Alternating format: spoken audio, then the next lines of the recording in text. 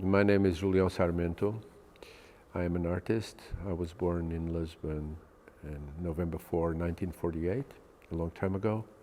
I'm interested in many things, except I'm solely an artist, for the simple reason that I never wanted to be anything else. By the time I kind of realized I wanted to dedicate my life to this, being an artist was a completely different kind of reality from what it is today. It was not fashionable, it was not glamorous, it was not, money rewarding. It was actually pretty crappy to be an artist. In any event, I've always wanted it for some weird reason, because no one from my family is connected with art, except my dad, who liked to draw a lot, and he was a pretty good draftsman. But his life was not connected with art at all. He did it as a hobby, and we're talking about the 60s. Portugal was a completely different kind of country, as everybody knows. It was a dictatorship. It was one of the longest dictatorships in modern history in Europe. And so we had a kind of a difficult life, full of restraints and stranded and isolated culturally, morally and intellectually. I was lucky enough to be very curious and try to get away from here as much as I could, to extend my personal relationships outside the country. I started to kind of correspond by then, because we're talking about the time where there were no fax machines, of course, no internet, no computers, and the telephone was too expensive for young, penniless artists. So we used letters, and I started corresponding and writing to other artists in other parts of the world, and that helped me to construct a web of relations, which I maintain pretty much today still. But of course, it was not possible to live or to survive, with this kind of skills. So on the side, I studied architecture. Basically, that's what I studied. I like and I respect architecture too much to be an architect. I could never be a good architect. Apart from being an artist and try to do the work to the best of my abilities, I sometimes I like to curate shows, but when I curate shows, I'm not at all a curator. I never said I was a curator, and I will never say I'm a curator.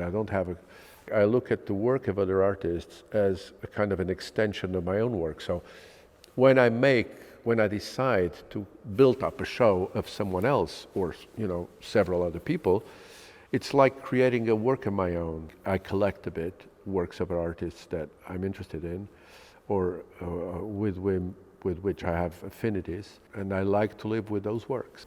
So you told me that you always wanted to be an artist, and this was your dream. Do you think that now there is the same possibility for, a guy with my age to start and be a great artist as you did? I mean, it's a very difficult question, because when I started in the late 60s, to be an artist was a completely different kind of situation. I mean, we were nobody cared about artists, really. I mean, we were the last people in the world that people cared about. To be an artist was to be basically a loser, So there were like three men and a dog that were interested in what we did. Just imagine the situation. We would do an exhibition and discuss with our friends that were like about 2 or 3 instead of 200 or 300 like today. And then, who the hell would be interested in it? Nobody, and we would do an exhibition, and for the opening of that exhibition, we'd have our parents, if we were lucky, our boyfriend or girlfriend, if we were lucky, and maybe the best friend, like 6 people, and that would be a lot. Now, it's an industry. I don't want to be a reactionary or sound like reactionary, but the thing is, when I started, to be an artist was like, it was like a vocation. I don't like to sound like, priest-like, but it was almost to be a priest or a doctor. It was something like a vocation that you had, like a call that you had, because you couldn't do anything else. I couldn't do anything else, even if I wanted to. Today, it's a profession. I mean, the world is full of professional artists. You know, most of them, they choose to be artists, but they choose to be cooks, or they have like several professions they can choose from. So, what am I going to be? Okay, I'm going to be an artist. And they study to be artists, they become professional artists. That's not what I am, and I hope I will never be a professional artist. And you know, I'm still trying and learning to be one. So the situation is completely different. Totally different. I mean, now there is, as you said, now there is internet, there is a lot of there's social media. It's easier, but at the same time, it's probably more difficult to grow big. And well, because you have more competition. yeah. Because exactly, if you compare again, when I started, we were like half a dozen. Now you have millions. So when you have millions, you have more competition. It's easier to be grand among 10 people than to be grand among 1 million. So there's more competition, but there's always more tools. Honestly, I don't think it's very difficult to be an artist nowadays. I don't think it is. But so, do you like the art world, how is now? No. No. I can tell you something. If the art world, imagine I am 18 years old now. I know it's difficult. Imagine, I was once. So imagine I was 18. Would I be an artist? Look, I had the call. So I would probably be an artist because I couldn't do anything else. But if I could choose, I wouldn't. I'm not interested in the art world right now, the way it develops. I mean, I'm not interested in this the art as commodity. Okay, so like all the business around it. No, I'm not. You know, I know it's part of it. You know, I know I have to live with it. But do I like it? No. The beauty about art is that you cannot live without it, but you really don't need it. Art is something that you make because you have to make. But theoretically, hypothetically, you don't really need art because you don't, I mean, you need clothes to put on, otherwise, you know, ultimately you would die of, you know, cold. I don't agree with you. I mean, that's good. We need to live. Of course yes, we do. But what I'm saying on the first row of terms, you need food to eat. Without food, you die. You need clothes to put on, because without clothes, then you die of, you know, cold or whatever. But art, ultimately, you could survive badly, but you could survive, your physical body would survive without art. But of course you need it. Intellectually, you need it. But that's little point, that's little hiatus between what is completely needed and what is fashionable that I'm really bugged in. Art, it's about freedom. It's the most incredible exercise on freedom that exists. But nonetheless, the art market constrains the artists to not exercise that freedom, because if by freedom they decide to do, okay, what I'm going to do is lamps. But then the art market says, lamps, it's out. You shouldn't do lamps. You have to do papers. Then they don't go to lamps, they go to papers. That's exactly what I mean. It's the way art is now shuffled into, you know, a kind of a larger business thing. You know what art is in the paintings of Lascaux, and where, you know, when a man did this with their hand, or did this with their hand, or made the drawing of the animals, that's what he wanted to do, this representation of things. Also, it was useful because apparently it seems that they pray to the gods to have big hunting and things like that. But when you're talking about pottery, and there's beautiful pottery, I mean, from, you know, from the Neolithic to Rome, but that was an artifact. So that's an utensil. That's something that you use either to drink water or to fill with things, or, you know. And then you would decorate it. And that decoration is not really art, it's decoration, which is a different thing. Decoration is an appliance of art to some object to make it more beautiful. Okay, so That's what I think. Art for me, I wish I knew. If I knew, I wouldn't do it. I really don't know, but it's not that. I know it's not that. Art for me, it's something that, I know it's, by definition, it has no definition. But if you would define it, it's something that doesn't have a use, in fact. You don't, you know, you look at a painting, a sculpture, a video work, an installation or whatever, there's no use for it. You need it as food for your soul, but you don't use it to put water in it or to put grapes, or, you know, you don't use it. You just enjoy it.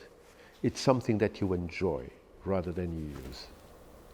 Okay, so what about like the contemporary design? It's more decorative than useful, or not? No, I think the contemporary design is what it is. It has a name. It's design.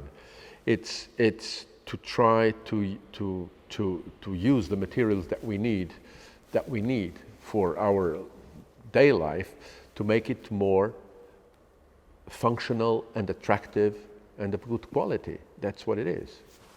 And ergonomical. But sometimes it's more a brand than a useful object. I mean, do you know, like Philip Stark? Okay. You know I know it really doesn't work, but it works, but it doesn't work well. But it's a beautiful piece. Of course. You know, So it looks this like is design or is art? It's design. It's bad design and good art. Let's put it this way. I think it's bad design and good art. It's a beautiful piece. It's a gorgeous piece. But does it really work well? No. I mean, the best ones are still the old ones, the ones that you do like this. Yeah, but you say that art doesn't have an use. But are you sure? Because I think that art has to evocate something, like move some feelings, or Yeah, but that's what I said. Yeah, that's what I said. It's a food for our soul. The use of art is to feed our soul and our mind and our intellect.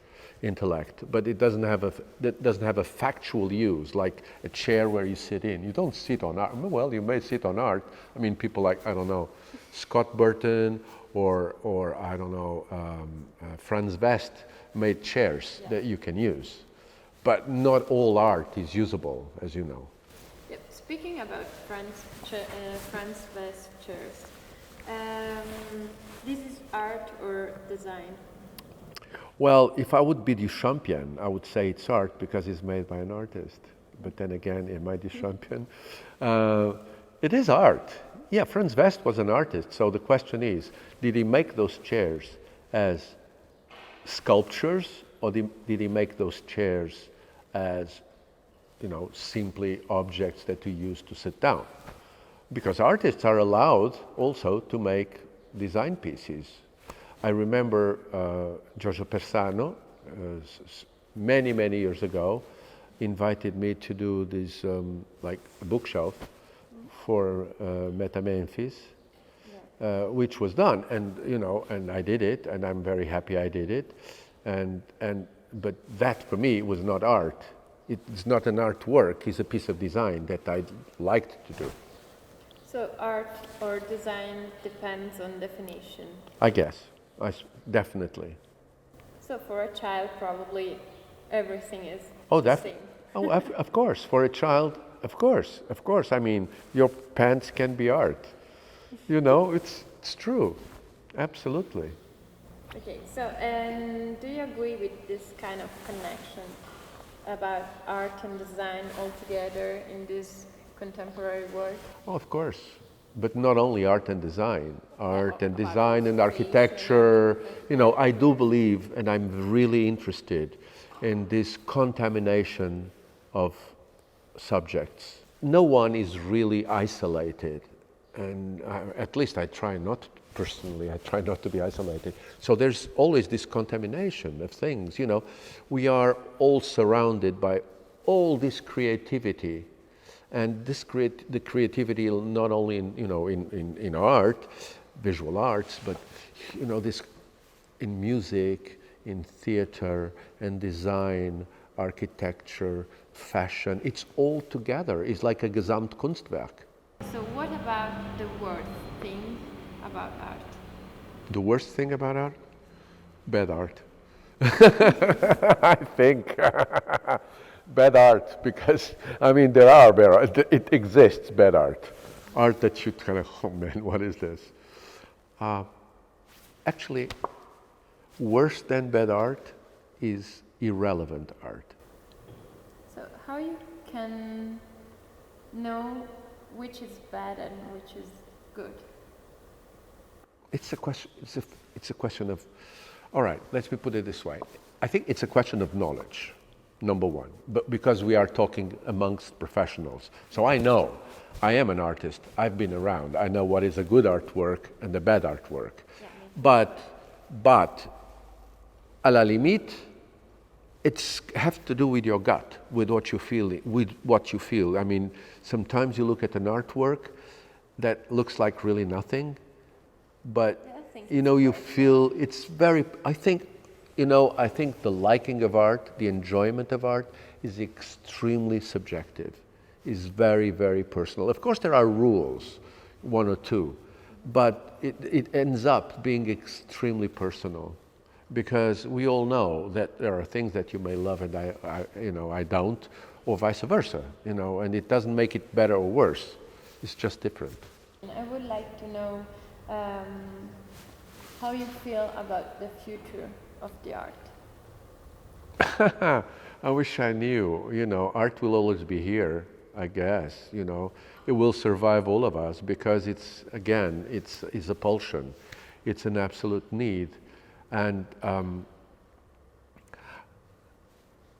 it will survive us all, you know. I mean, like in 2,000 years, if the Earth still exists, if we were not destroyed by a giant meteorite, you know. I mean, art will be there. It will remain. It will survive all of us.